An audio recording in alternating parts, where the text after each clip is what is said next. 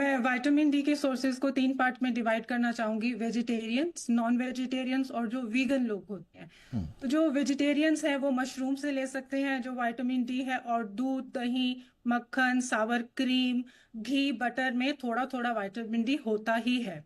और जो वीगन्स है उनके पास यीस्ट या मशरूम ही रह जाता है, और सनलाइट ऑफ कोर्स। जो नॉन वेजिटेरियंस है उनके पास सोर्सेज ऑफ विटामिन डी ज्यादा हो जाती हैं, जैसे मटन, लिवर, किडनी, जो एनिमल मीट की मैं बात कर रही हूँ, एग योक हो गया, हर तरह की जो फिश है, जैसे कातला, रोहू, अगर मैं इंडिया की बात करूं, बाहर की बात करूं तो सालमन, इवन इंडियन सालमन जो है, रावस, आपकी श्रिम्प्स हो गए, स्क्विड हो गए, जो सी को जितना भी सी फूड है उसमें विटामिन डी काफी होता है।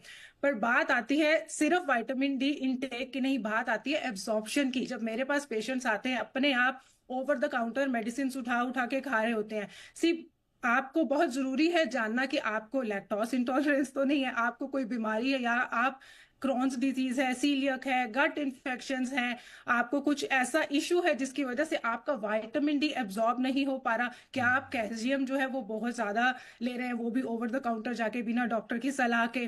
तो ये सब बातें बहुत इंपॉर्टेंट है। जैसे मैग्नीशियम हो गया, जो वो बहुत इंपॉर्टेंट है विटामिन डी को ट्रांसपोर्ट करने में।